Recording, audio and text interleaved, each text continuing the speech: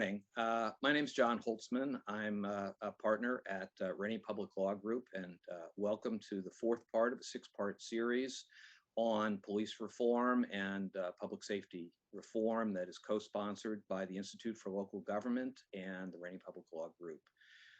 Today, we're here to talk about changing the culture of policing, a very difficult and sensitive subject, and we're very honored to have three phenomenal panelists today.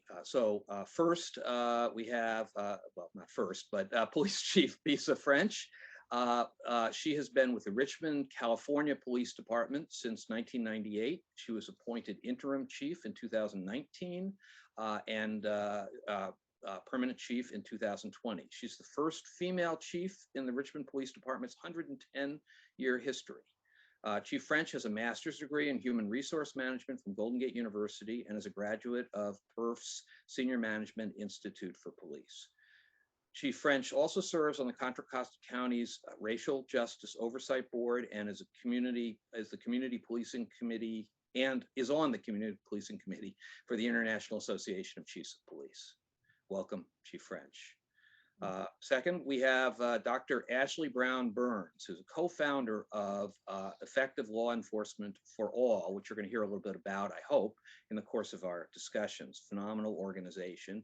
And she's a leader in delivering evidence-based solutions to issues steeped in race relations, social disparity, and public safety. Dr. Burns is a federal consent decree monitor and successfully provided technical leadership on two biennial community satisfaction surveys of 2,000 households on behalf of the New Orleans Police Department's consent decree. Prior to co-founding Effective Law Enforcement for All, she served on the faculty at Tulane University, Amherst College, a personal favorite of mine, having gone to Haverford College, Gettysburg College, and Elon University. Dr. Burns completed her PhD and master's in public policy at Duke University's Sanford School of Public Policy. Welcome, Dr. Burns.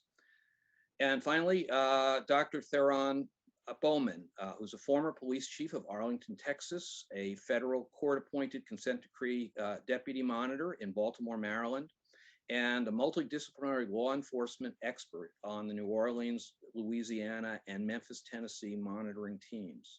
Since 1990, he's served on the faculty of three universities teaching sociology, criminology, and criminal justice courses. Dr. Bowman has a master's degree in public administration and a PhD in urban and public administration from the University of Texas at Arlington. Dr. Bowman is also a graduate of the Senior Management Institute for Police, the FBI National Academy, and the FBI National Executive Institute. Welcome, Dr. Bowman. So before we begin, I just want to do a short lead into this sort of difficult and sensitive subject. There has been a great deal of discussion in the police reform world, I think, about legislation and policies, and some general discussion about culture in police departments. I do want to say that you know, I know no one on this panel is interested in pointing fingers. I think the issue here is to be talking about what is the culture that we're looking for in police departments, what is the best culture for a police department, and if it isn't what we've got, how do we get there? And so I also just want to note, because I realize the sensitivities in this area, that we understand that departments are different. Each department's different, and that departments have subcultures. And so, we're not generalizing here, but rather, attempting, I think, to get at some difficult but terribly important things in the area of police reform. So it's said that culture eats policy for breakfast. And I think the first question I've got for our panel is how do we assess culture in a department? So why don't we start with Chief French? Sure. So thank you for having me this morning, and thank you for that question. So I think really culture is the attitudes and the values of the department. So what do the people in the department hold as their values, and what do we kind of hold as the key measures for our success as kind of the culture of our agency? And so there can be good culture and there can be bad culture. And most departments have both. There are good things about our culture that we kind of hold high. When an officer, dies, we all show up in solidarity at a funeral, and we have this camaraderie amongst law enforcement officers. But there can also be bad culture, and I think that that's a lot of what's being talked about in today's reform efforts, is that negative culture that we want to get away from. Dr. Bowman?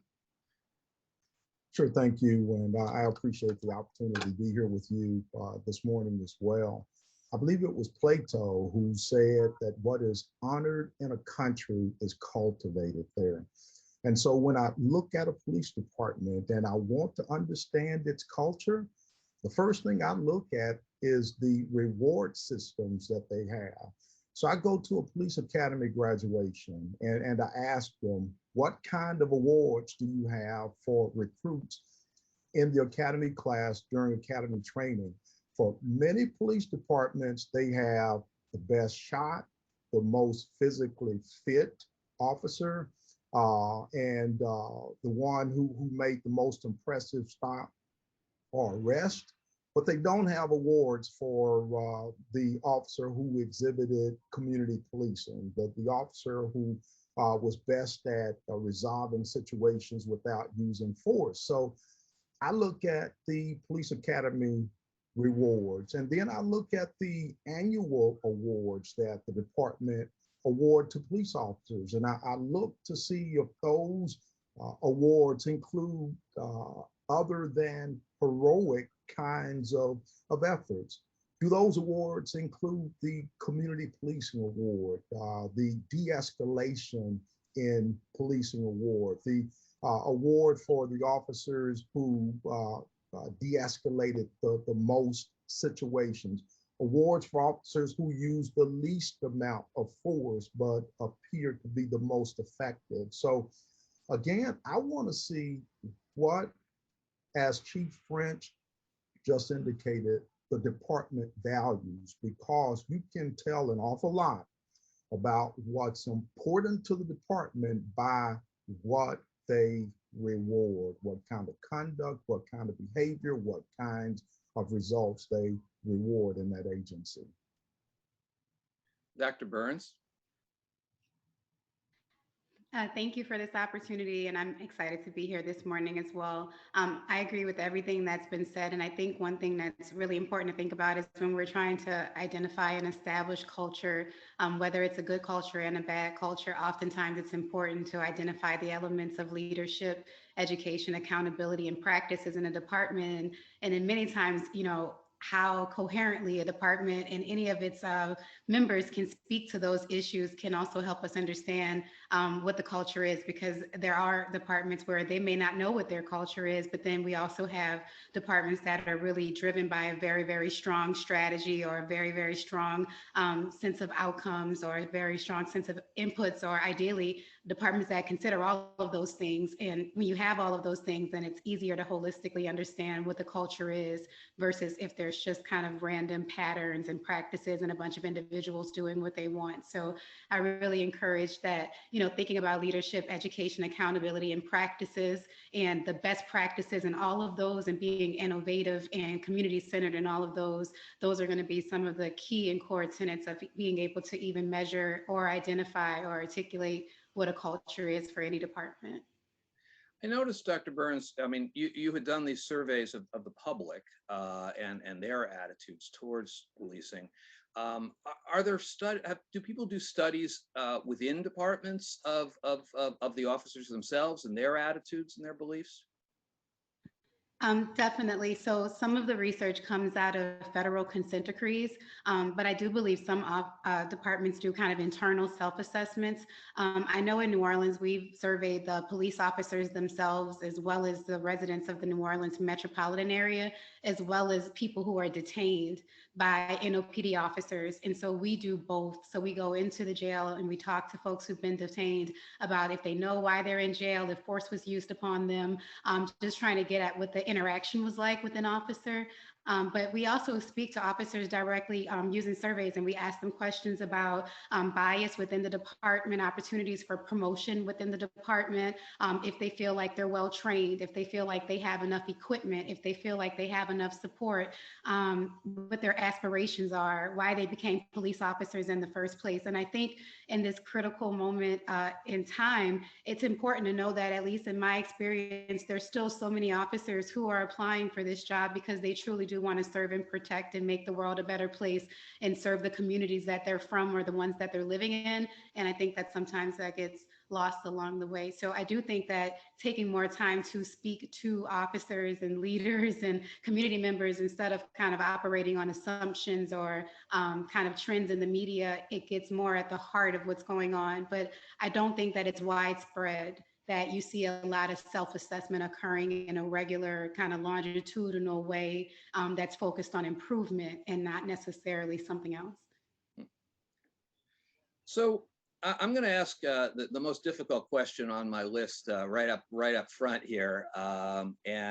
Before we start sort of taking apart the issue a little bit more and diving more deeply in, is, I'd like to ask each of you whether you think that, police culture is a contributing factor to sort of the crisis that we now see around excessive force and racial bias, et cetera. I want to start with Dr. Bowman.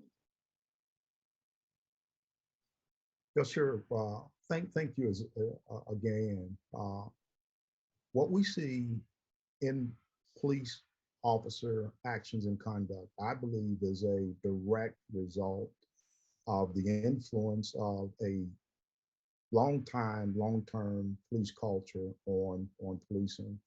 We know from studying many police departments that police officers, they go into the academy, they go with one mindset, not knowing and not having any experience in policing. And through the process of academy training, field training with a field training officer, going onto the street, being monitored by a training officer, but even more than that, being monitored and measured by peer pressure and the expectations of coworkers whose lives depend on them and on whom their own life depends. The influence of the group has a powerful influence on the individual officers. And so what we see from police officers in terms of their pace, and not every officer is the same, and not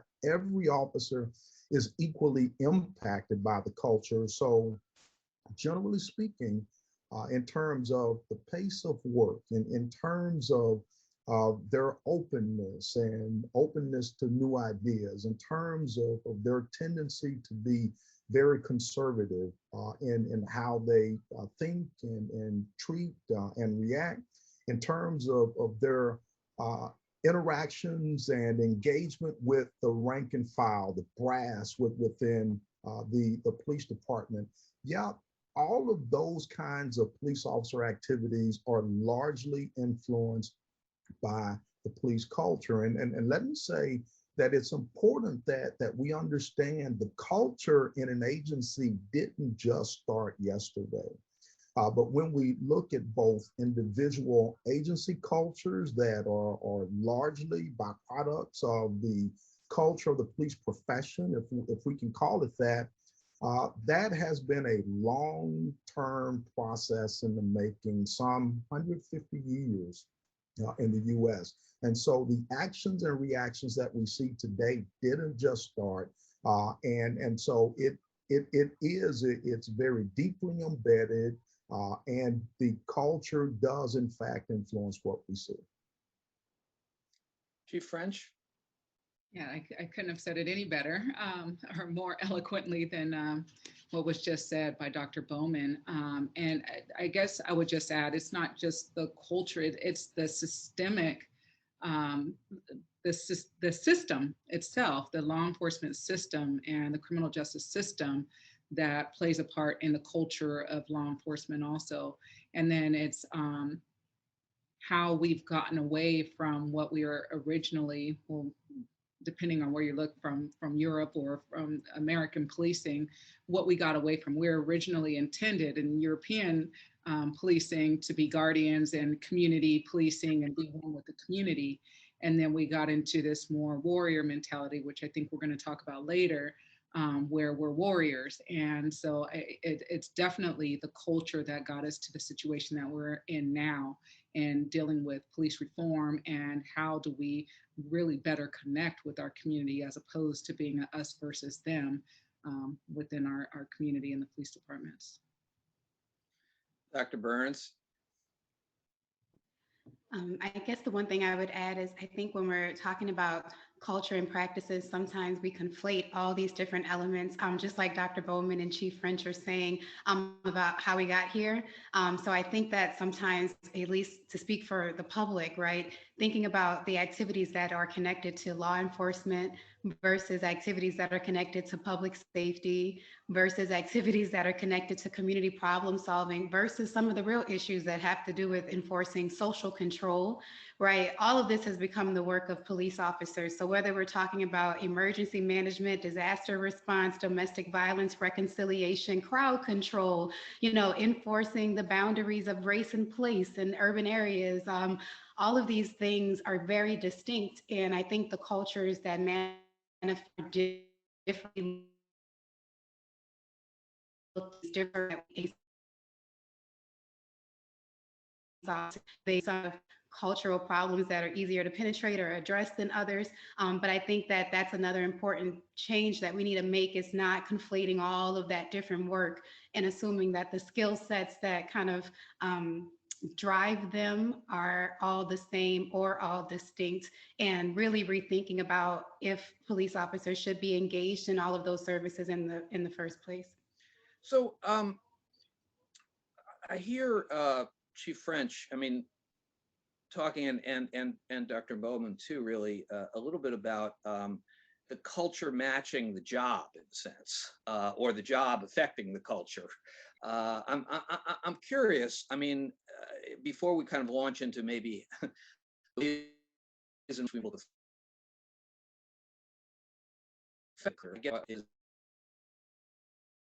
is the job itself shaping the culture such that we have to change the job in order to change the culture? I think we have to change attitudes. I think as Dr. Burns suggested, maybe some of the things that police have to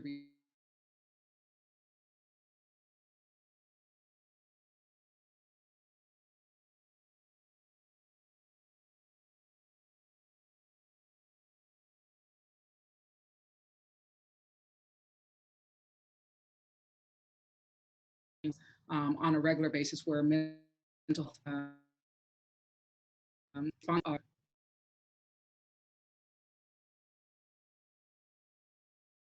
use with a she, and we're likely to use force in those particular situations. And so in terms of the culture, that's a whole nother issue when we talk about the different responses. But in terms of the culture, I think that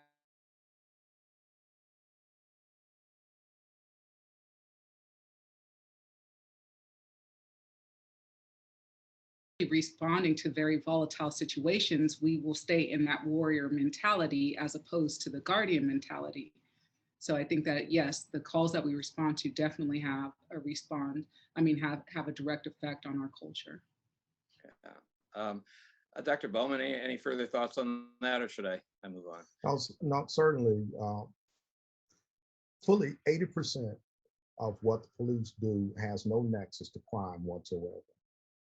And so, as it is, police officers are primarily engaged in work and efforts that just don't relate to the thefts, especially the violent crime, because even the overall percentage of crime that's violent crime is relatively small compared to all crimes that occur in most jurisdictions. And so these war stories, these experiences that tend to become folklore or lore within the police culture, they really tend to be few and far between, yet it's these experiences that reinforce this warrior mentality that the chief just talked about.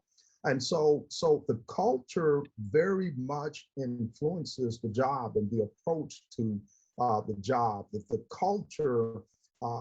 culture presents this symbolic assailant as penciled by Jerome Skolnick, the prototypical criminal, the prototypical burglar, the prototypical bad guy or bad girl. And so the culture says that when you're looking for a criminal, you're looking for this prototypical criminal. That's reinforced by the situations that every now and then the cops find themselves engage with somebody that matches the prototypical criminal, but yet and still that's a small percentage of the overall reactions and interactions. Now, the experience reinforces the culture.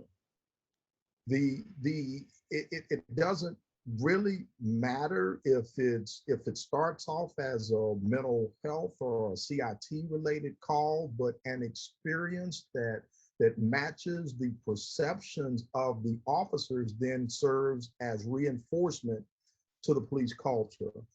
And so I think you have to look at this whole ideal as being circular, as being self-reinforcement. The job reinforces the culture and the culture reinforces the job. But I think that the job experience itself doesn't require as concentrated a stimulus in order to be reinforcing to the culture itself. But the culture reinforces and impacts every single aspect of the job. Fascinating. So let me ask you this. Concretely, what are the steps? Because one of the things we're trying to do in this series is talk to policymakers and managers and police managers as well about what steps can we take. And of course culture is the hardest because it's not a rule you can change. It doesn't lend itself to some of the legislation. In California we've had some very good legislation. We have some more coming that I'm very excited about. But it doesn't lend itself to that. So what are some concrete steps that departments or that cities can take to begin to alter the culture in positive ways? And we'll start with Dr. Burns.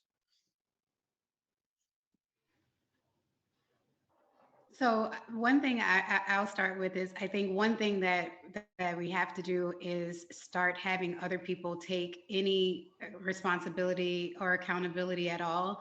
I think in so many scenarios, we have this situation where we want to criticize police officers and our law enforcement officers for not being good enough to do the job, but they're the only one to do the job when you look around. So I could give you the perfect example today. I was in an establishment, a public establishment, an elderly woman walks in. She's a little bit in distress. She calls out, "Can someone call me a taxi?" There's probably 15 people in this public establishment and 8 employees. No one responds to her at all. She's like, "Can anyone call me a taxi? Does anyone have a phone?" The entire place is just silent. She's standing there.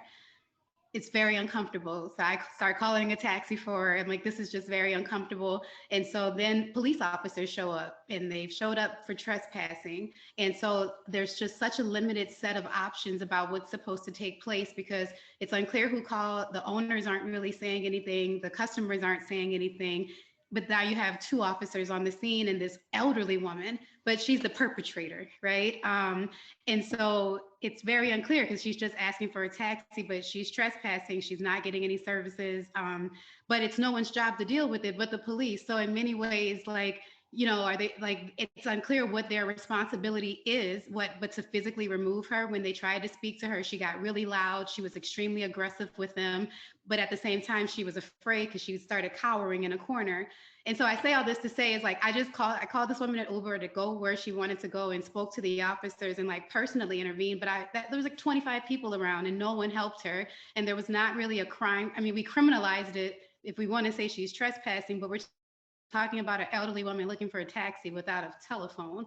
And so for the fact that that was two law enforcement officers' job to deal with that situation for however long it took, and for all of those civilians and business owners and people and humans to be there, and no one feels like it's their job. I mean, I think that that's the important thing, is as much as we want to say that there's a part of police culture that dehumanizes us, we dehumanize each other all the time and leave it to the police to be the most human in some scenarios. And I think that's something that a lot of us aren't willing to admit, because if something had happened to her, or if a force had been used on her, or if she would had to be subdued in some way, tased or whatever, because like I said, she got extremely aggressive, whose fault would it have been? The officers?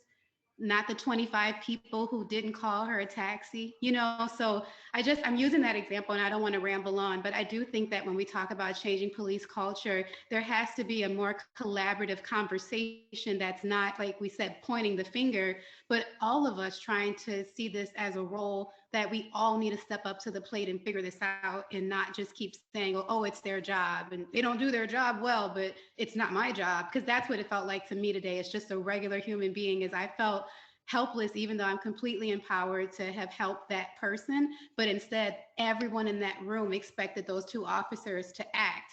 And if we think about the options that they had available to them, there's so many that would have not given a satisfactory outcome for the 25 people expecting them to act. So it was just very unclear what the expectations were on those officers and what they were supposed to do or not do.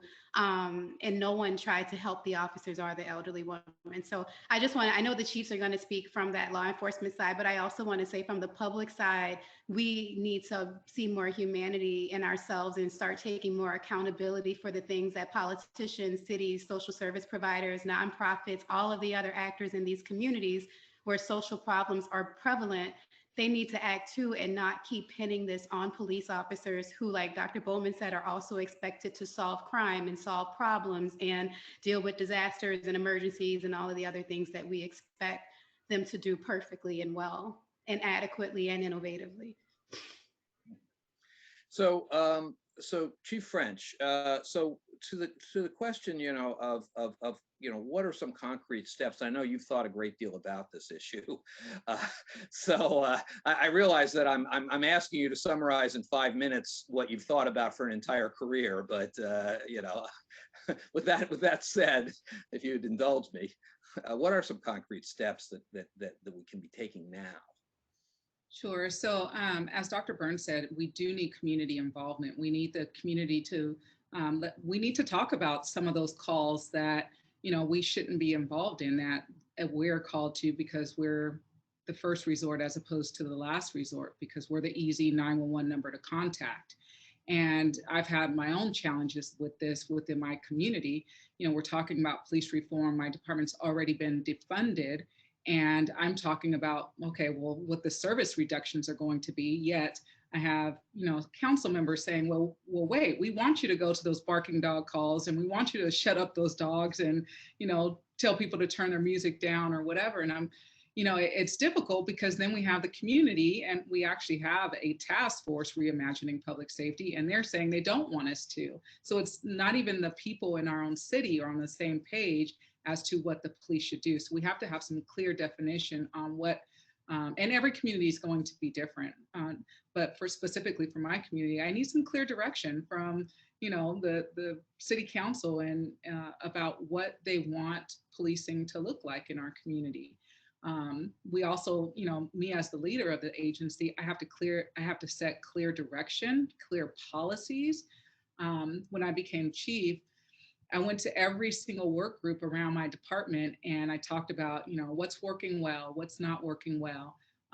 We had great conversations, but I ended it with, what are the top 5 values for this particular work group? What do you see as what should be the values of the police department? And I asked every single work group this question, and I asked them to submit their top 5 values as a work group.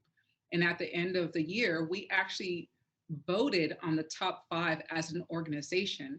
And I did it that way because I needed to get buy-in from the people that work in our organization to uphold these values. So it's not something that I said, this is what we should be doing. This is something that we all agree are the values of our department, and that's what we're going to hold ourselves to on a daily basis moving forward. And so I think that that buy-in, clear direction, clear expectations, a clear mission, and that's what I'm talking about as to what calls we're going to respond to. And then holding people accountable to all of these things. If we don't hold people accountable, there's no use in having them. So holding people accountable to those values, those policies, and you know, when people do not hold true to those values and policies, then the proper discipline, which could include termination. So I'm fascinated because we've got a bunch of really interesting little pieces that are running around here. But I think let me ask Dr. Bowman first, essentially the same question, which is sort of concrete steps. And then I do want to follow up a little bit beyond that on the mission, this mission ambiguity, for lack of a better word, that's been created. Dr. Bowman? Yeah, certainly. I believe, and as both Dr. Burns and Chief French indicated, there is a knowledge gap between the public and the police, with the public not really understanding what police do or what they should be doing. There's not a true understanding of the police mission, nor the problems and challenges that truly face police.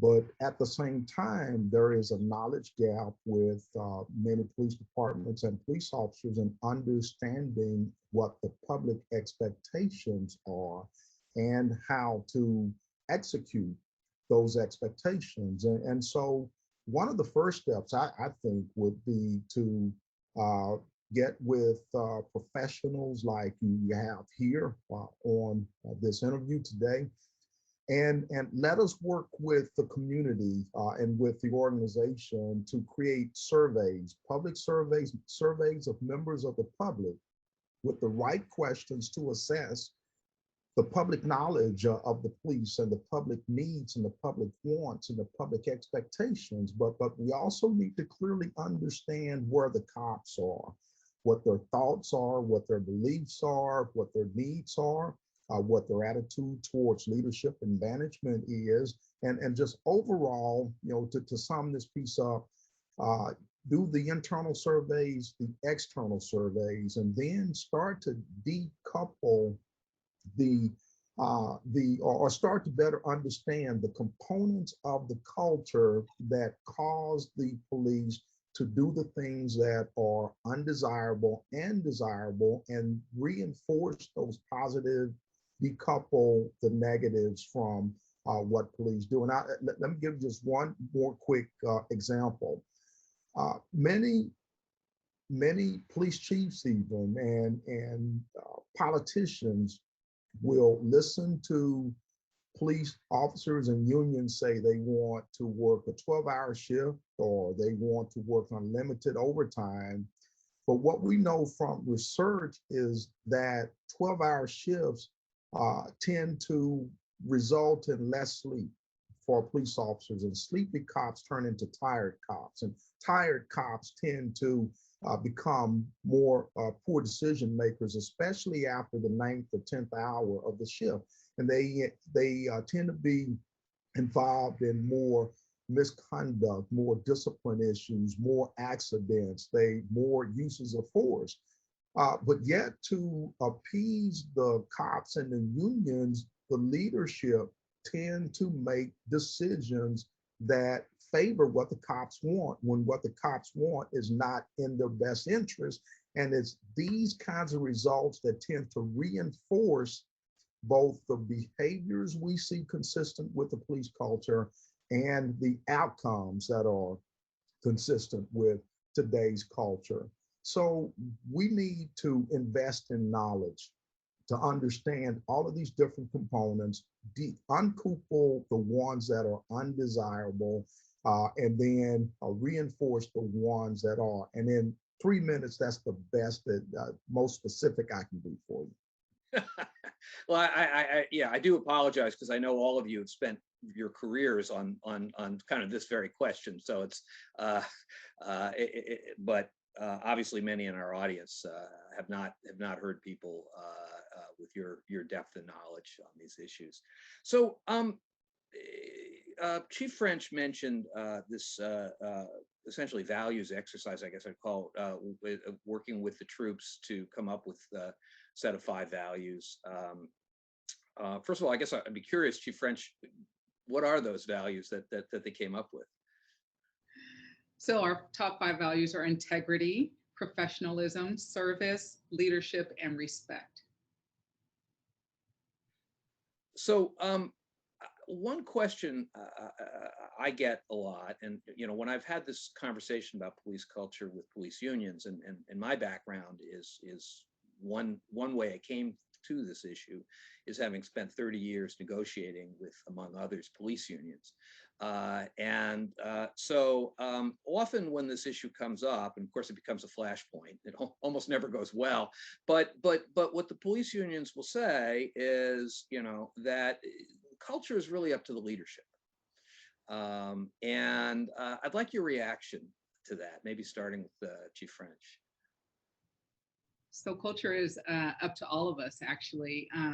Leadership has a huge role to play, but I could speak for my agency because I struggle with this. The unions actually have a very strong hold on what happens here in our department. And that's because of some things that have happened in the recent past in terms of the union exercising its power and to do a vote of no confidence in our previous chief, which led to his exit from our agency, as well as the city manager. And so, they're feeling very powerful, and their word actually carries a lot through the community. Our union president has really great relationships with a lot of people throughout the community, including a lot of our city council people who the union back and fund when they're running for positions. And so I've found it very challenging to move the culture of my agency in the way I want it to go without getting the union's buy-in. And so, I'm having to take that extra step. And, when I'm developing new policy or, coming up with things that I think will change the culture of our department in a positive direction, really having to work on the communications and that relationship, even though it might be strained sometimes to get their buy-in, because that's the way I'm going to really affect that change that I need to affect within my agency. Now, again, this is a very strong union here in our department, and I know that it's not like that in other departments because I talk to other chiefs, and it seems like they have a way easier time, much easier time to getting things done than I do here. But definitely, I play a big part in the leadership and moving that cultural change, but I can't do it without the other supportive, efforts throughout the community. And then that also includes getting support from my city manager and again from the city council, which, sometimes, I'm telling them something and then the union president is telling them something else, and they have to, determine what they believe is true, which I think is not the best position to be in, but it is where we are right now. So, Dr. Bowman, Chief Bowman, thoughts on leadership from the top? I agree with Chief French. It's an all hands on deck situation, and the unions have an awful lot of power in this equation. Now, Dr. Samuel Walker, for example, conducted some research on arbitrators and arbitrations. And what Dr. Walker found was that 46% of all disciplinary cases are overturned by arbitrators hearing the cases. So if it was an issue of leadership, then it shouldn't matter if the unions do what they do. In fact, they appeal every single discipline. They appeal it to an arbitrator, whether it's legitimate or not, knowing that roughly half of them will be completely overturned Many of these folks will be returned to work with back pay, having committed a significant and a serious violation. Uh, that is culture reinforcing. The chief cannot overcome, or the leadership can't overcome those kinds of numbers when you have the unions constantly making those decisions and creating those kinds of actions, supporting conduct that in their hearts they know runs contrary to 21st century lawful and ethical policing. So I have to agree, it's not just a leadership issue, but to have the kind of culture that's consistent with procedural justice, with de-escalation, with modern 21st century policing that recognizes and appreciates everybody, regardless of who they are or where they live. You have to have police officers and unions calling conduct what it is. If it's conduct that should result in a person being terminated and removed from policing profession, unions have to do that. Leaders are doing that to a great extent, but they're being overturned, and that is reinforcing this police culture. So again, leadership has a little bit of say, but very little in this current litigious environment. Can I add one thing to that? It's not just the discipline portion of it too. When I want to make a change that affects working conditions and they don't agree with it, then we get held up in this whole meet and confer. And, that can be a process that takes a long time, and they know that. And they want to hold it up because they know that eventually, I'll probably be able to do what I want to do, but they're going to hold it up as long as they can. I mean, and that's the challenge that we face with changing culture, is that these hurdles that we're constantly having to jump and go through to do it. Yeah, I in my when I was working as in the city attorney's office in San Francisco, I served 4 different mayors. I had great longevity for a labor negotiator, because, as you know, that's a dangerous profession, at least in terms of your future employment. But unfortunately, what I learned from that is you can spend an awful lot of time trying to fix a very difficult problem and then get a new elected leader. And all of a sudden, it's like the roads are running the other way overnight. So I know what you're talking about. So one of the things when we were preparing for this that I thought was really a fascinating question is, to what extent does the paramilitary structure of police departments negatively affect, or positively for that matter, the culture of the departments? I mean, we talk about them being paramilitary organizations, that trips sort of lightly off our tongue, and I'm not sure, even I, having spent 35 years working with police, really understand the impact of that. So I want to turn first to Dr. Bowman on this, because I know he was prepared to talk for 8 hours on the issue, but we'll take the short version. All right. The very short version, the paramilitary structure, and by that we mean the hierarchical command, the limited spans of control, and the chains of command within police departments. How does that impact the police culture? I think it's positive in some instances and negative in other instances. The paramilitary structure should bring discipline to the organization. It should pose as a reliable system to pass information down from the top to the bottom, but at the same time, it negatively impacts communication. And in the military, there typically is a respect for authority. There is a respect for those higher in the chains of command.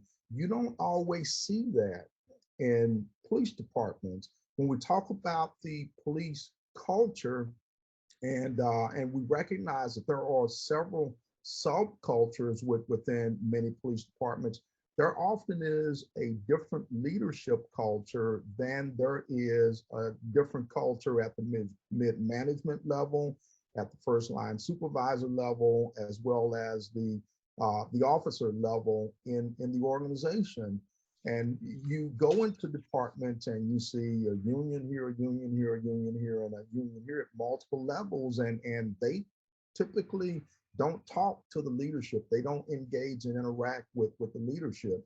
So if the paramilitary structure worked for the police like it does for the military, then I think we'd see more order.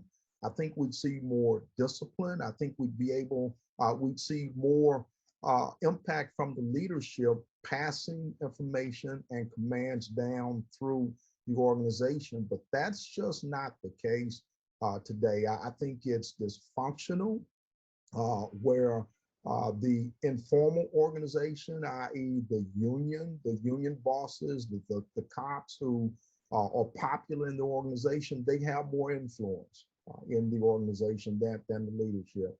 And that causes the paramilitary structure to be dysfunctional for policing. So it doesn't work well. It could work better, but I think the culture has completely jettisoned the success for that model. Dr. Burns, thoughts on that?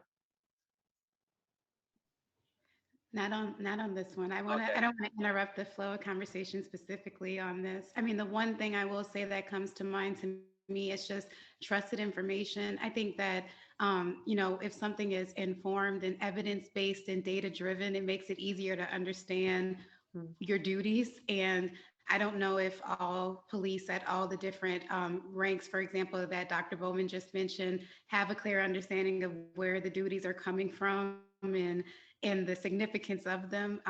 And so I just echo again that importance of having more information to do the work. So for example, you brought up surveying folks, and Dr. Bowman said that crime fighting is a very small part of the job. But even if we look at, let's say, crime fighting, one question we ask is we say, if you saw a crime taking place, would you call the police? Right? It's an important question because the police need the community to solve crimes, right? But when you get to the people's answer on that, if someone says, no, I wouldn't, there's so many answers that you can get. One could be too many officers are going to show up. It could be that not enough officers are going to show up. It could be that no one's going to show up. It could be, I don't know what's going to happen when someone shows up. It could be, I don't want to be victimized.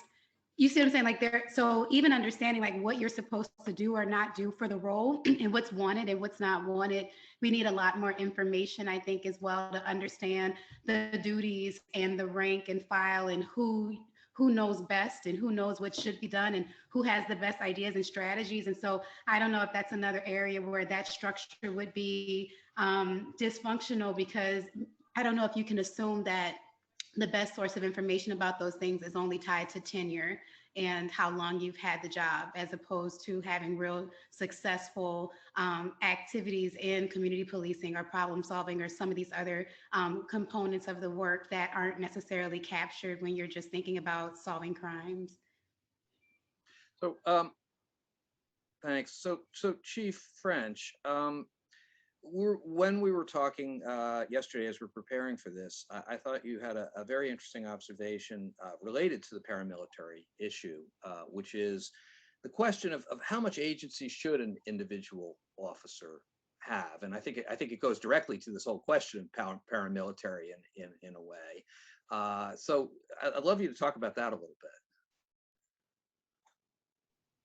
Sure. When we have these structures like paramilitary structure, we don't give a lot of voice to especially our newer officers who might have great ideas and, coming in with a fresh mind to the organization. And especially now we have these millennials and others that look at things and evaluate things in a completely different way than some of us older archaic folks do. So when we have these types of structures, then it doesn't really give them the ability to voice their different perspectives. And so, we bring people we hire people because, they might fit with the values that we want in our organizations, but and then we bring them to our organizations that have this structure and this culture that we expect them to get molded into. And we have to get away from that. That's part of the culture change that we have to work on. We have to put people in the right positions in training because we want them to have we don't want the same old thing that we've been working with. We don't want, them to train the way I trained when I was on, 23 years ago. So there's a lot of work that we have to do in terms of mentoring and guiding and training, and then giving the ability for them to be able to express themselves and have open ears so that we can actually take that input and figure out if it's something that would be beneficial for our agencies. And so what I try to do is, there's always this communication where from the top down, it goes to the captains and lieutenants and down to the sergeants and officers. But I pop into lineups on a regular basis. So to say, hey, just here to chat, what's going on, what's working well, what's not. That's always my question. What's working well, what's not, what's going on? What do you guys need me to know today? And having those conversations where I've actually elicited a lot of good feedback on, hey, why do we do things this way? Can't we try to do things this way? Or would it work if we did things this way? And initially, I didn't get a lot of feedback because of that kind of training that we have, that military training where, I walk into lineup and nobody says, I can't really have a conversation. Let's talk through these issues so that they don't become problems. So having really good dialogue, having an open door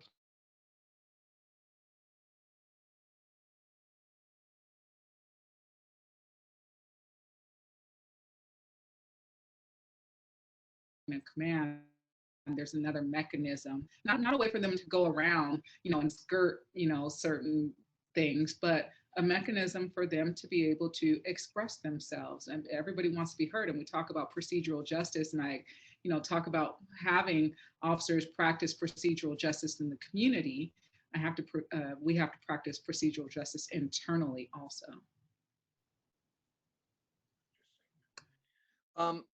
So I guess one other aspect of the paramilitary that sort of fascinated me is I represent somebody who, in his spare time, is high up in the Marines, and one thing that he has emphasized to me is how well trained the folks in the military are in the idea of civilian control. And we saw that a little bit, I think, in this past year, in terms of military saying, hey, we don't get involved in this. We believe in civilian control.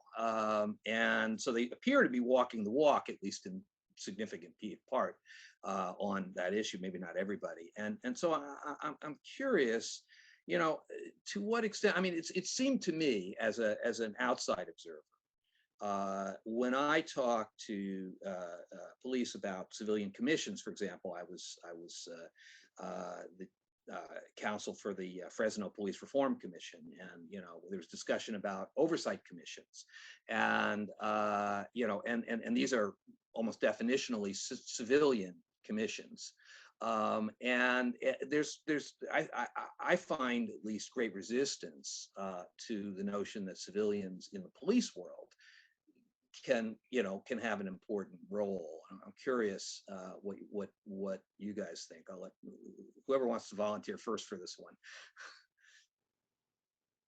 Dr. Bowman. I'll come out the gate with this one and be very brief.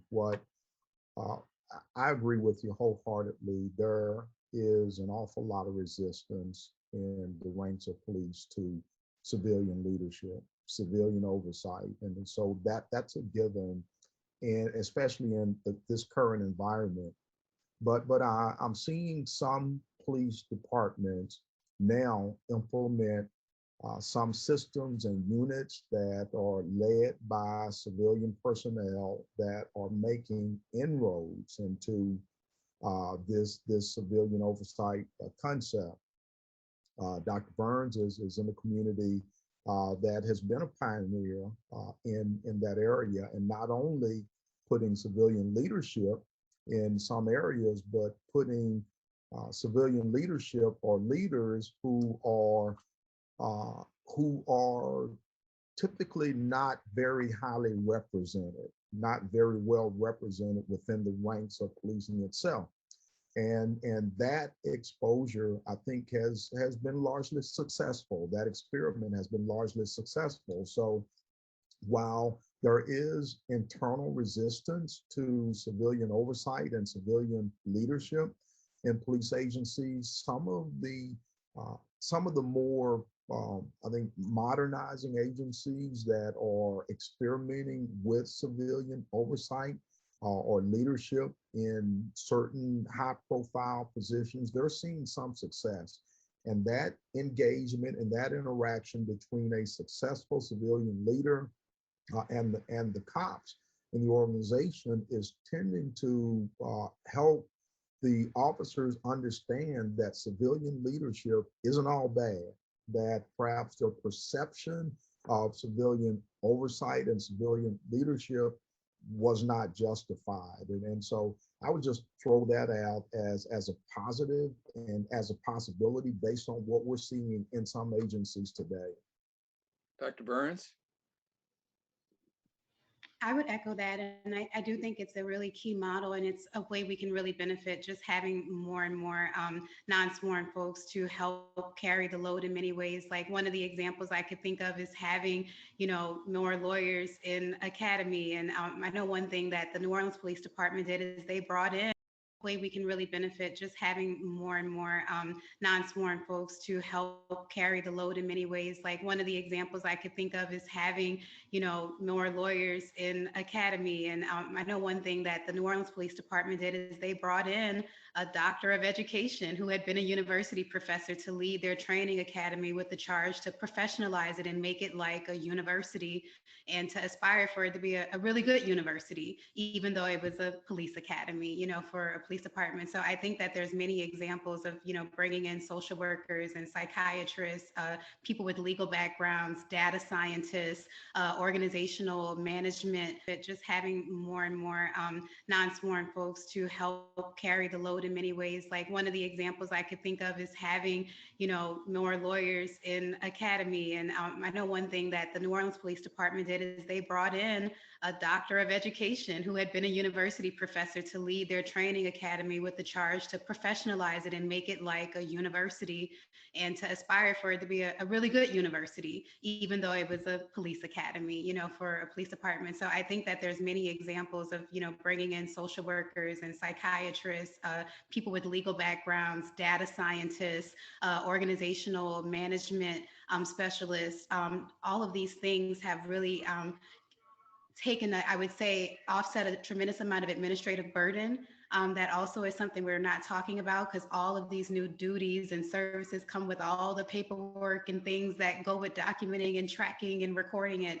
So there's a ton of administrative burden that is another kind of unknown part of the job that the public, we don't get to see, that is also part of the load of the work. So I don't want to belabor the point, but I think that definitely that collaboration over time, it breaks down a lot of barriers. And it also, I think, helps with the us versus them mentality as well. But also it's a chance to really share different skill sets and to kind of build off of all of these different skills and all of these different backgrounds. And I think it also gives you an opportunity to hire a lot of different educational backgrounds, people from different places, more ethnic and racial minorities, people speaking more languages. So I do think that this is an important, and especially if we think of how strained budgets and things of that nature are, it's another innovative way to address all of the needs we have in a way that just doesn't always require simply more officers, but instead more leadership and more resources, whether it's in bodies or just more diverse opinions and support for the things that matter. So you just foreshadowed my next question, actually, which is, so, one of the things we talk about a lot in the area of police culture is the question slash importance of who we hire, of the demographics of the police department versus, not versus, but reflecting the demographics of the community, et cetera. I mean, what's your thought about the connection between culture and I'll call it diversity, including, I just want to be clear, including women in the police force, and how that is that something that can help improve the cultural issues we're facing? I think it can help, but I think it's also important that all of the promotional infrastructure and the performance evaluation infrastructure aligns with the new faces and the new backgrounds that are brought in that allow those people to be seen and heard and have opportunity, and also allow for room to grow and things of that nature. So I do think that's important. I think sometimes when you bring in a new face in a role where you've never seen that face before, there can be resistance that it's almost independent from the subject that you put in that role. So I think getting people comfortable with seeing, for example, a captain or a commander who's not a man or not a white man or not of a certain gender, or maybe, for example, here we have lots of officers who are local, and that's really important to our community, that, our own residents want to be a part of this job. A lot of people don't like sometimes knowing that, half of their recruits are coming from far and far away places because they're worried about, are these people going to stick around for the long haul? So I also think that one thing we don't talk about sometimes is, like, when we're hiring people, diverse or not, are they coming to stay? Are they coming to kind of make a difference in the department as opposed to something more transient or transitory? So I think identifying the people who can make an impact, no matter what they look like or what their backgrounds are, and supporting them in the way that they can have a professional career in law enforcement, as opposed to just thinking about hiring police officers. I think this is also a time where we need to start thinking more about allowing people to have professional careers in law enforcement of all diverse backgrounds in a long-term way, right? Where there's movement and there's room to grow in the field and contribute in different ways over the course of your career as you grow as well, no matter what your background is, but especially for people who have backgrounds that maybe we have not seen represented in those roles in the past or historically. So, Chief French, you're obviously shattered a very large glass ceiling in the Richmond Police Department. So maybe I should ask this more from a personal perspective than from a sort of general perspective, which is, do you feel like gender diversity and ethnic and racial diversity is, obviously we know we have to improve those in the police service one way or another. It's critical. We know that it's critical for the community's the relationship with the communities. But this is a more specific question, I guess, which is internally, what is the impact? I know there's some studies that actually suggest that at least as to the set of issues we're talking about, excessive force, et cetera, that it may not be as important as we thought it was. So I don't know. I just like your thoughts as you've lived it, right? So more from a personal perspective. Yeah, my personal experience is I didn't have people that looked like me in positions that I strive to be in. So I had to create that for myself, or look for other role models outside of my own department and actually outside of my own area. And so I think it's very important that we bring in a diverse group of people. We all come with our different perspectives and experiences that can be of benefit to this profession. Just knowing how to connect, and as especially women, I always, this will be my push to recruit more women into the field, is women come, and no disrespect to Dr. Bowman, of course, but women bring a different perspective. We bring something different to the table in this field. And like you said, there's been research done. Women are less likely to use force in situations. We're more likely to, communicate for longer periods of time before using force. Just all of those things that, we would want to see officers do.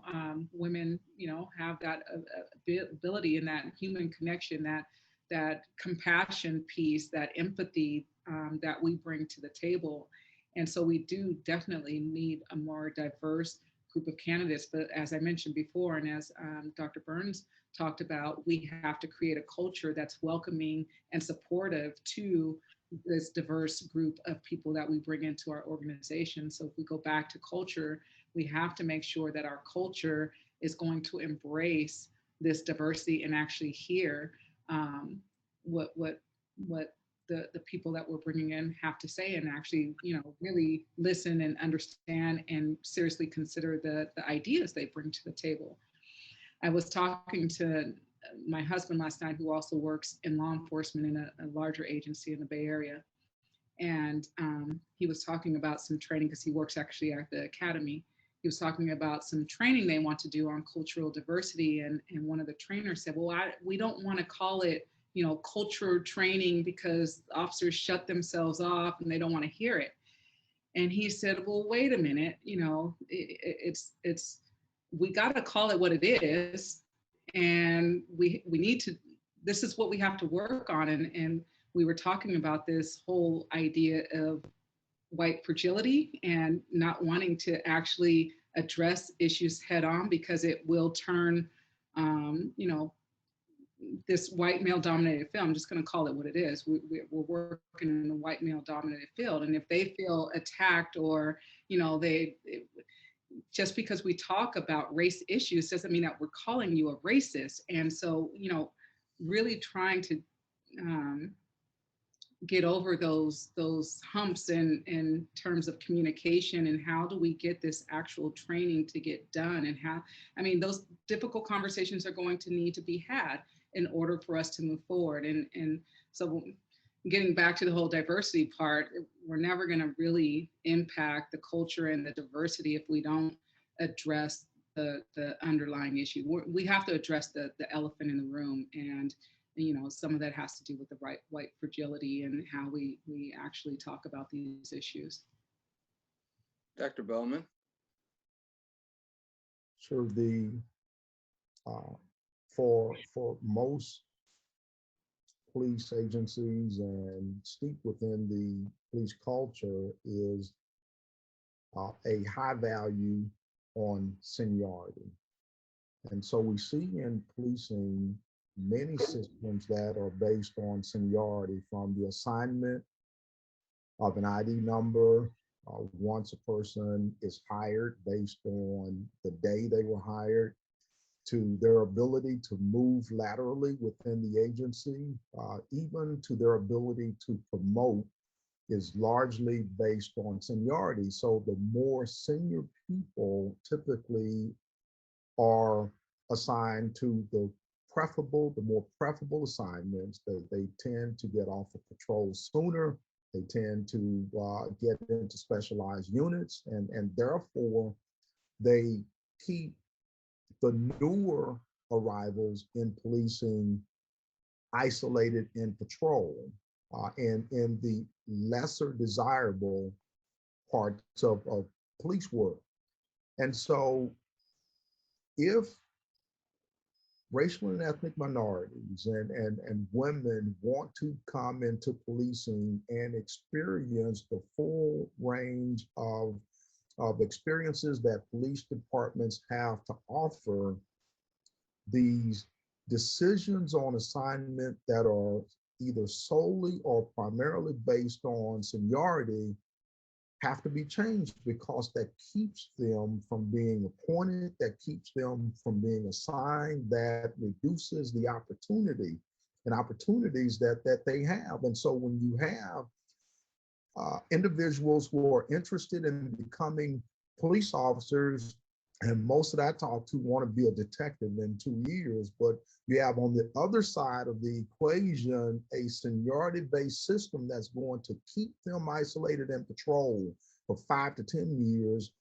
That is a disincentive for even applying and becoming a police officer. And so I think it's really important, as Dr. Burns said earlier, that if we're going to look at diversifying, because diversity is important, and I can tell you as a chief, When I became the first Black sergeant, the first Black lieutenant, the first Black deputy chief, the first Black assistant chief, and the first Black police chief. And just like Chief French said, there wasn't anybody else in my agency to help me. There wasn't anybody else in my state that could help me. I was the only one for a long time. I had to make my way and then create systems that would bring other people along. And when I became the chief of police, there was one female out of 13 people on the command staff, and she sat in the corner during my staff meetings. And once I left the police department, the majority of my senior staff members were female. Not because I needed females, but because they were the best cops to do the job. They were the best executives to get the job done. So Chief French, I'm a witness that in many ways and in many occasions, at least my experience is in my agency, female officers and leaders outperform others in the organization. But that's not going to happen if they're not given the opportunity. And they're not going to have the opportunities if we don't break down these systems that artificially keep them from gaining the experience required to become leaders, to become effective leaders, to become great leaders and chief officers themselves. And this culture that values seniority and seniority-based systems is antithetical to this concept. So I have this, in California, we have, and I think this is true largely nationally, tremendous recruitment problem for police officers. It's probably gotten, significantly worse in the last year. And it occurs to me very simplistically, so 50% of the population is women. And yet policing continue, and there's nothing really about policing, I mean, sure, maybe you have to lift people or do something heavy, but there's really nothing in policing that makes it, in my mind at least, any less suitable for a woman than a man, or vice versa. So it's not like, it's not like some profession where you could understand it a little bit more, I think.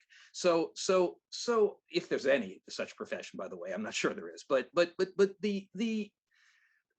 I guess, why can't we break, is this culture that why can't we break through on this issue? I mean, if 50% of the population, we have some women at this point. Most departments are probably, what, 10% women or so, give or take, probably. But if we could break through on that issue alone, from a recruitment perspective, how powerful it would be, even putting aside that, is it the culture that makes that hard? I mean, Chief French, why can't we recruit women better? Absolutely, the culture makes it hard. This paramilitary, and a lot of guys, join, and a lot of the women actually that join the police department have been in the military too. So, those ones are a little bit easier. I had not been in the military, and so this was very different for me to be in a police academy where orders are being barked at me, and I'm expected to, not use my mind and just do what I'm told. And so, for some of us strong women, sometimes that could be challenging to not be able to speak up and speak out. So it is very, it's a very different, feeling to be, again, another thing is surrounded by men, and a lot of times white men who might not accept you, or might, you're not welcome. I could just say for myself, I wasn't welcomed like everybody else was. There wasn't a sense of camaraderie that I had with everybody else that I saw in the men. And even coming through my agency, there were opportunities that the men had that women didn't have, weekend, let's go play golf. And then, you're playing golf with somebody, you're getting to know them on a personal level. And so when it comes promotional time, and so I know this guy, he's a good, and well, you didn't get a chance to know me because I didn't get to go play golf. I didn't get to go smoke cigars. All these little opportunities that they don't see as being anything, but being an outsider looking in, those are opportunities for them. You're going to promote somebody that you have more of a close relationship to, that you can trust. Well, you gave him that opportunity. You never gave me that opportunity. And so there's differences. There are differences in the way men and women are treated.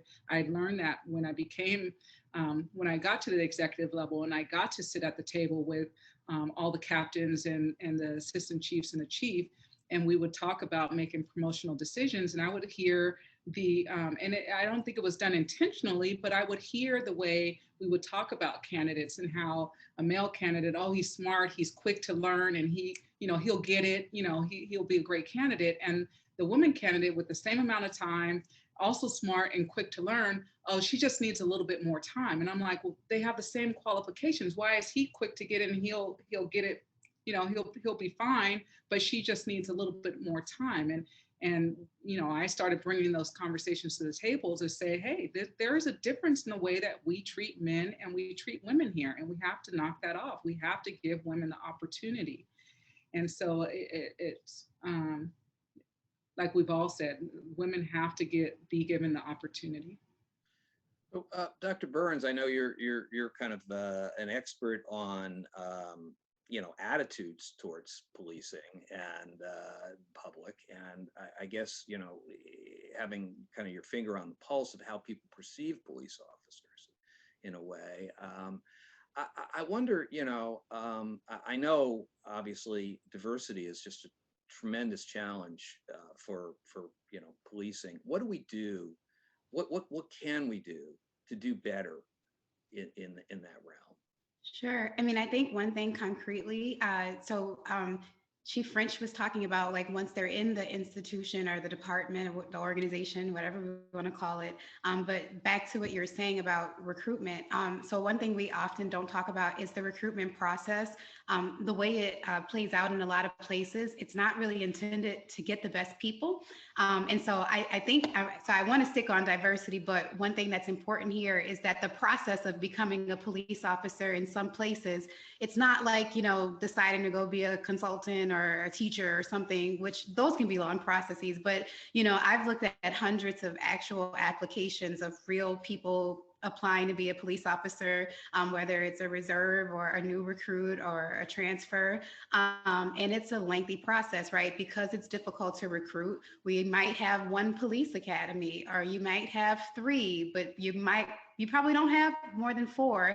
And so you may have, for example, an amazing, smart, brilliant woman or anyone who is interested in this job in January. And unfortunately, the way the recruitment process works is, and this could be good or bad, and I don't want to give judgment, but sometimes it's prime to just take the people most desperate to hang on for the job, right? Because by the time all the screening takes place and you've done your physical screening and you've done your testing and you've gone through your psych and meds and you've gone through your lie detector test, if there is one, or whatever version of that screening there is, and then you go and actually do the interview and you do the panel. I mean, it's important because I actually think screening is extremely important. But because we can spend, 5 months screening a candidate, it is important that we do some time thinking about how we're screening and what we're screening for. And if the 5 months that we're spending screening someone, if we're even looking for anything relevant, pertinent, or helpful.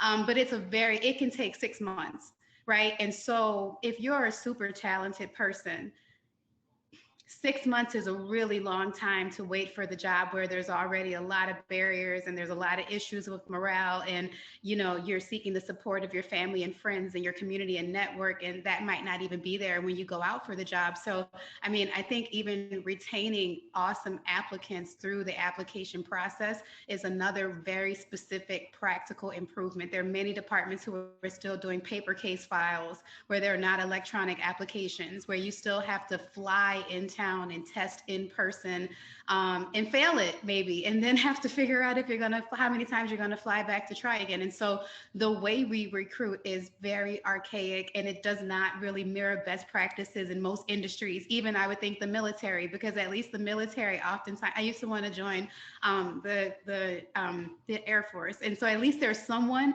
who, like, when there's someone like me, like, they stick with you and they keep track of you, right? But we don't always do that with a recruit. Like, and so, you know, having a department that will stick with highly qualified candidates until they make it to academy, it's a really important recruitment strategy that can't be lost. You know, because if I only have the opportunity to bring in 30 new people and I have a chance to maybe get 10 women, I need to keep them interested for those 6 months and encourage them to stick with me, and also let them know that once they get here, I have something to offer them that's long term, that is going to be a benefit to them. And so recruit is very archaic, and it does not really mirror best practices in most industries, even I would think the military, because at least the military oftentimes, I used to want to join the Air Force. And so at least there's someone very archaic, and it does not really mirror best practices in most industries, even I would think the military, because at least the military oftentimes, I used to want to join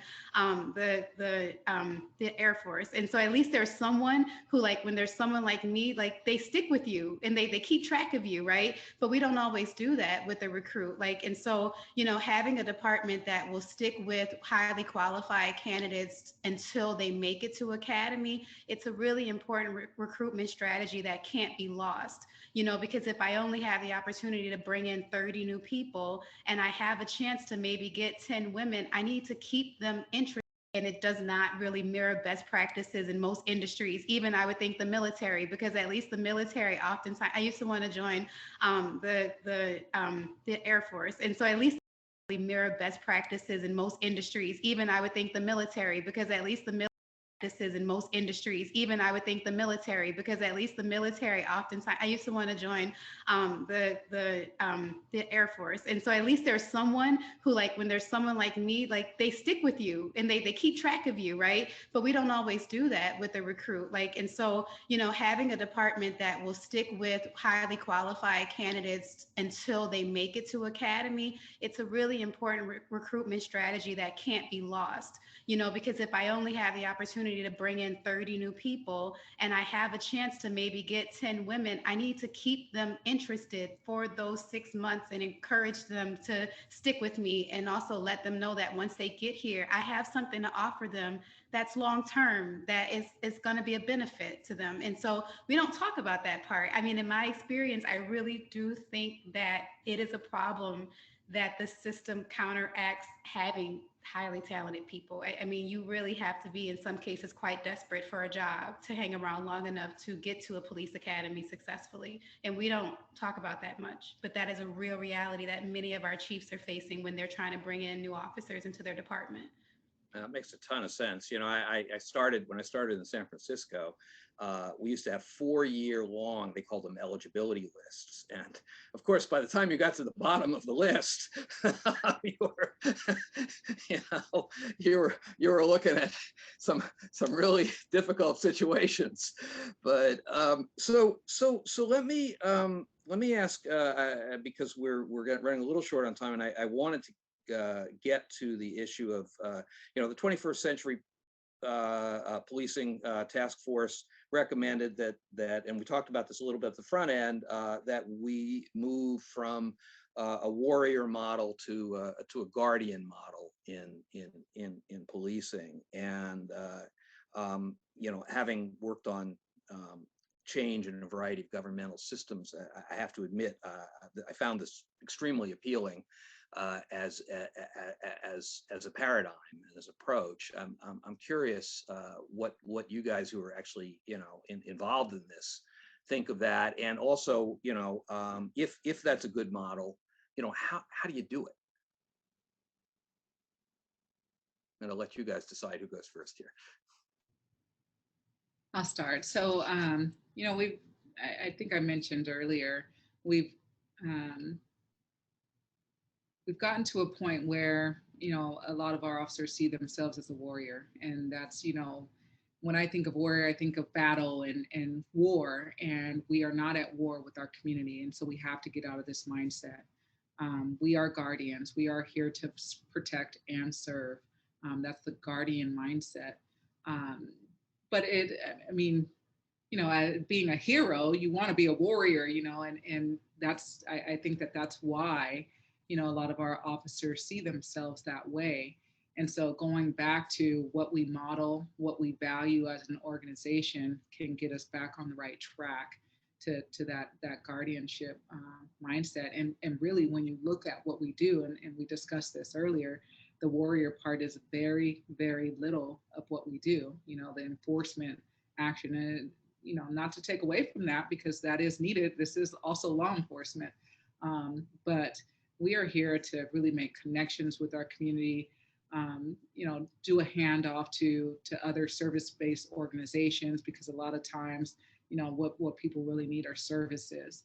And so getting into that guardian mindset is all in, again, looking at the culture, really reinforcing what we see as the values of our organization. Dr. Bowman, are there things that, I mean, one of the things that came up earlier is there's some tension between the current thought, which is understandable and right, that we need more mental health services that are not police, that we need more homeless outreach services that are not police, and all of that. And to me, the notion that in some ways we're saying police shouldn't be involved in these, I'll call them more psychologically imbued or interactions, or social work-ish interactions, et cetera. And it feels to me like there's a tension between these two issues going on, and in terms of moving to the guardian model. I'm curious what your thought is on that. Wow, that's an incredible question, and I could give you an amazing 6-hour-long answer to that. But seeing that we only have just a couple of minutes, let me say a couple of things here. First, the police culture for many years, I think, has anointed the police the be all end all, the doers of everything, with these heroes that can do anything and everything. And we've taken on the responsibilities willingly, I think, to be the mental health counselors, to respond to people in crisis. But we've done it with an iron fist. We've done it with the tools that we have been provided and that we brought to the policing profession. Those tools across the board include a high school diploma as an educational requirement.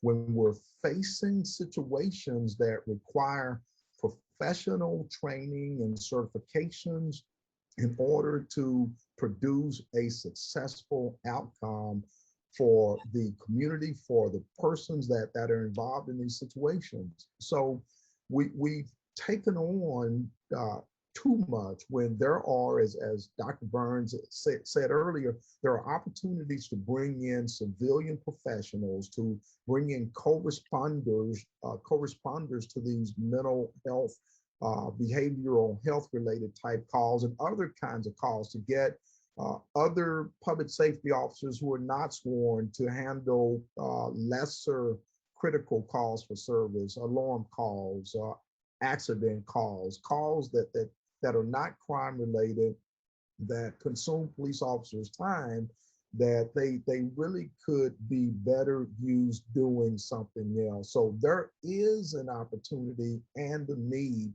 to match the preparedness, the training, and the skills of police officers with their capabilities. And I believe that police across the board, generally speaking, are not prepared to handle some of these crises type calls. Professionals and paraprofessionals are. And now is the time that if we are guardians, If we are guardians, then we're going to guard the welfare of the community. We're going to care about outcomes. We're going to care about welfare. And I think the biggest distinction between the guardian and the warrior is not always what they do, but if they care and how they care about what they do. And the guardian will make sure that they're properly prepared, properly trained to make the best decisions at the right time for the people that they are responsible for. The warrior knows how to hurt, how to kill, how to take care of business, and that's it. So now's the right time for the guardian versus the warrior. Hmm. So is that, I'm just thinking about this. I mean, and this is one area, you know, whenever I negotiate with police officers, I'm always aware of one thing, which is that they've got an eye on what firefighters are getting. The I often say that if you only offered $1, as long as you offered the firefighters 0, you'd be fine. So one thing though that has struck me is in an interesting way, the fire service is a little bit ahead of the police service in this guardian area, obviously, and in particular, in the area of I guess what I would call multidisciplinary response. You know, the notion that you don't just call for backup, you call for a social worker, you call for, you know, whatever, you know, and I guess, is there a role for police officers to perhaps, as part of the guardian, you're kind of making me think about this, as part of the guardian role, to be sort of a quarterback of this response, you know, to be sort of go and say, all right, I'm going to call in this resource, I'm going to call in that resource. Is that an appropriate role for a police officer? Well, it not only is it appropriate, but I think it's critical that the guardian has the mindset that they're going to do what it takes to apply the proper solution to the problem. And so what that means is that they collaborate with the librarians who fully understand the nexus between literacy and education versus long-term crime involvement. They'll collaborate with the Parks and Recreation Department who clearly in their mission have found that there is some nexus between structured programming for young people and them wandering around on the street engaged in criminal mischief and even gang-related activities. And so they will make sure that the appropriate entities who have the resources and the knowledge to bring to bear on quality of life and community problems. Again, 80% of what police are dealing with doesn't have a nexus to crime. They will act much as a quarterback in connecting the sources to the problem and focusing on solving the problem versus using that hammer to kill the problem in a temporary, not a long-term sustaining kind of a way. So let me just ask, one of the challenges that, and this is, got involved in this, you know, many years ago, talking about the concern of police officers having, particularly on patrol, not having enough uncommitted time. And the challenge that posed at the time for community policing, which, you know, and I realize the challenge there, of course, is its economics. I totally understand what drives it. But I guess the question is, recognizing that, you know, we're not likely in the near future to get the kind of funding that would allow you to really expand the number of sworn officers. That seems, I mean, at least in the current environment, not very likely. You know, is there a way of working on the guardian issue and that conversion notwithstanding the fact that there is so little uncommitted time? Chief French? So everything that Dr. Bowman was just talking about is what we've really worked on hard for the last 10 to 15 years in our community policing model, giving our officers all of the tools and resources to be able to refer. And not only that, getting additional education for these things that we've had to take on, like mental health. We have a mental health officer that's paired with a clinician to respond to calls, because we realize that we're not the best to handle it, and having that clinician with us can help us out on those calls. Additionally, getting our officers additional training in crisis intervention so that they have a little bit, more training in responding to those particular calls. But in terms of connecting with the community and connecting the community to the resources that they actually need, we've worked on that for the last 10 to 15 years. As a matter of fact, made us one of the nationwide models for community policing. And now it's a really interesting time, because now we have this reimagining policing task force here in our community that's actually looking to get away from that, which I don't quite understand. And then again, like I said earlier, we've been defunded. So what I don't understand is we've had really great success. Our use of force rate is well below the national average. We've had many successes here in our community, yet due to things that have happened elsewhere, we're looking to change what's actually worked and got us moving in the right direction. So I find that very challenging as a leader of this organization. What the previous chief put in place in terms of our staffing level and models, so that we did have enough officers to really engage with the community in really relevant ways and authentic and ways where we build trust, and we're able to significantly reduce our crime here. Now we're getting away from that. And so it's really challenging that we're going through this. I do understand that we weren't, we had not made it to the Mecca. There was still room for improvement. But to me, it seems like a lot of the push right now is going backwards from where we actually should be going.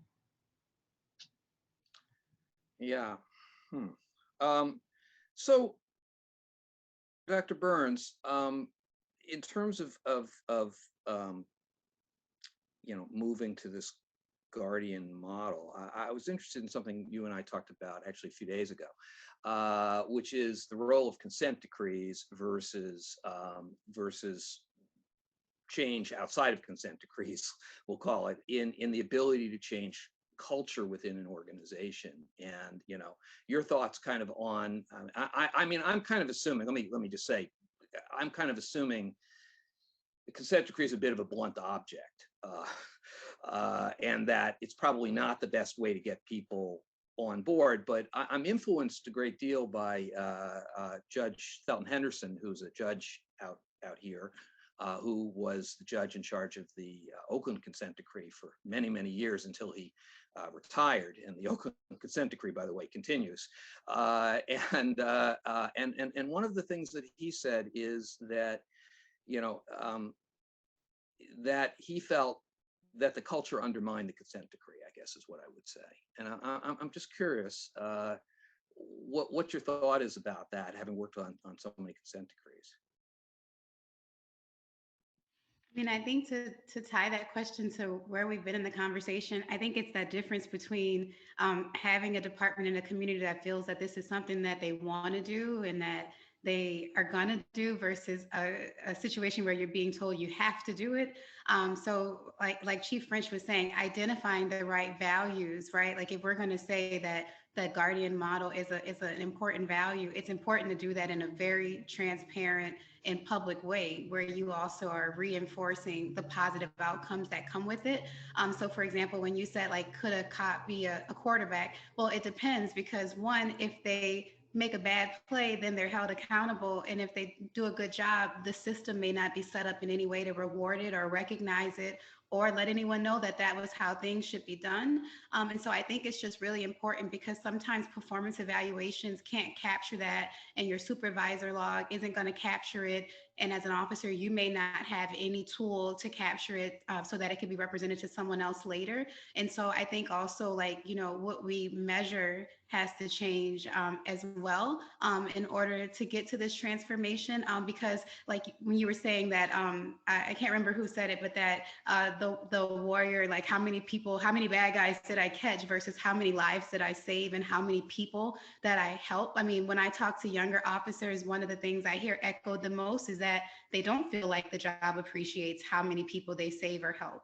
And they don't know if their promotion or their opportunity or their purpose and even their presence in the department is acknowledged regarding how many people they save or how many people they help or how many problems they solve. And so we talk about these things sometimes like it's like a given, but it does not manifest anywhere in paper or procedure or practice or in someone's personnel file in a meaningful way. And this is not the kind of organization where just chatting about what you do when you're on patrol, you know, gets around enough to mean anything to your career.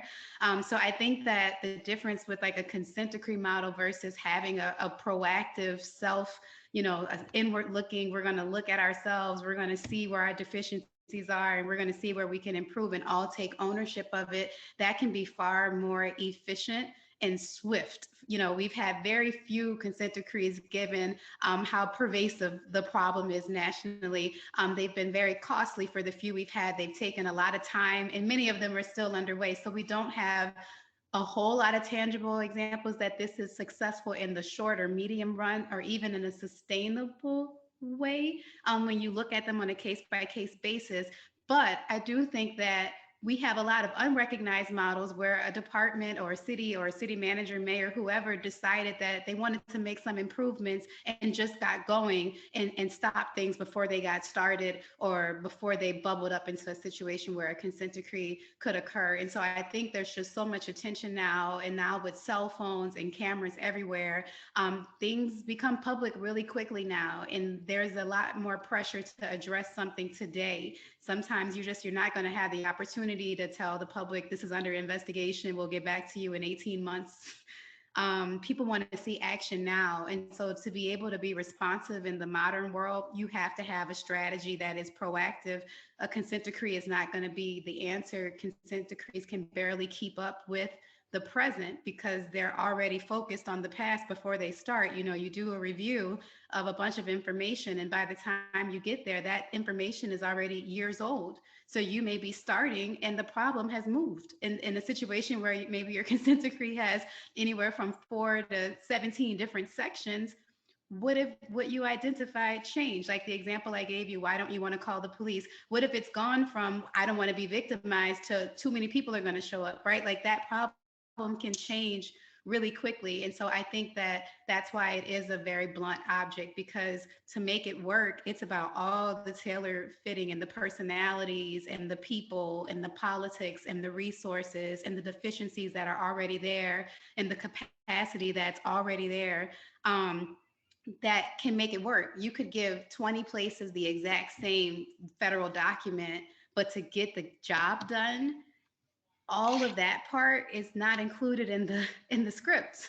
So, I mean, the part that gets it done, we can do without the script, but I do think the script is a great framework of what's to be done.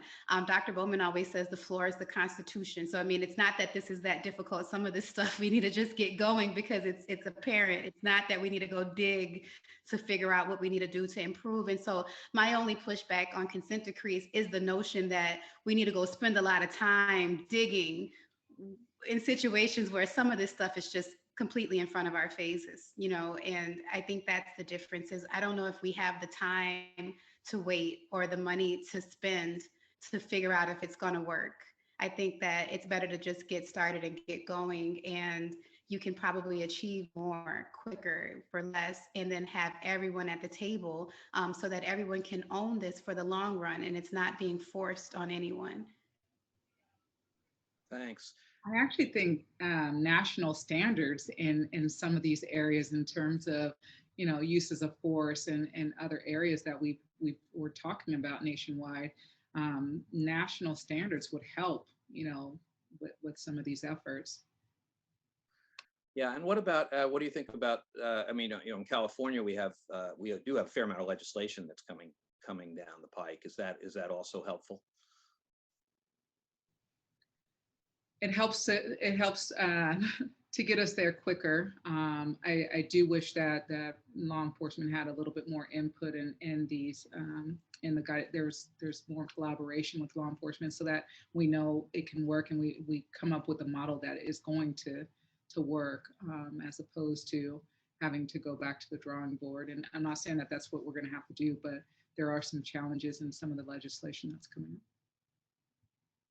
So, Dr. Bowman, last word. We're running out of time. Certainly, yeah. Just a quick response to the question on the table now. I've seen consent decrees work just as a matter of last resort. When plaintiffs and defendants cannot figure it out, and city councils and city leaders are not willing to commit to spending the resources it takes to actually make the necessary changes. But we're working with the city now. We've been working with for about 16 months now. It's one of the 20 largest cities in the country that in 16 months, they have decided to self-fund a look at themselves top to bottom, and have completely turned the city, the organization, and police practices around. And so we're seeing in real time that it can happen, that it can work, and it can work very effectively when the organization makes the commitment to find out what it's doing wrong and to get advice on how to turn it around. So I agree with Dr. Burns.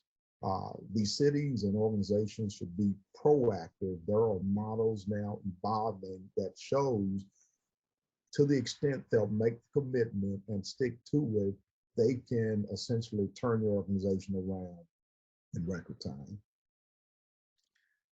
All right. Well, thank you guys so much. I know this has been kind of a little grueling too. It's a long session. I very much appreciate you sticking with us. Really, your knowledge is incredible. So I want to thank you. I want to also thank Dr. Burns specifically for being willing to take my call and bringing Dr. Bowman in on this conversation. We are so impressed with the work that ELE4A is doing. It's an incredible organization. I would encourage all of our listeners to look them up online. They've got an incredible group of people, tremendous stable of really, really smart people who have been thinking about these issues. Dr. French, Chief French, I'm going to get this right one of these days. Thank you so much for I know you're only a couple of years in here as chief, so I really appreciate your candor and all of you, what you've brought to this as well. So I just want to put a plug in for, first of all, the Institute for Local Government, which has sponsored this event and is a wonderful organization. For those of you from out of state, this is an organization that spans the League of Cities, essentially it's called CSAC, the counties, and the special districts. So it's an organization devoted to the kinds of issues that we're talking about today. Is a phenomenal organization. I also want to put in a plug for the next in our series, 6-part series, which is local, and apropos of what Chief French was just saying, local policy changes and legislative updates.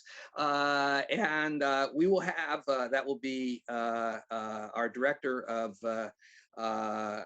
policy, Dane Hutchings, and one of our associates, Imran Dar, will be moderating that panel. It'll include State Senator Nancy Skinner, who's the author of SB 1421, among others, the major legislation that is coming down. Is also authoring an expansion of SB 1421 that's pending in the legislature now. We will also have Nikki Moore, who's counsel to the State Assembly Public Safety Committee, and David White, who is the Deputy City Manager of the great city of Berkeley, client of ours as well. So again, thank you guys so much. I don't know how we're going to repay you, but thanks so much for spending your time and giving us the benefit of your wisdom.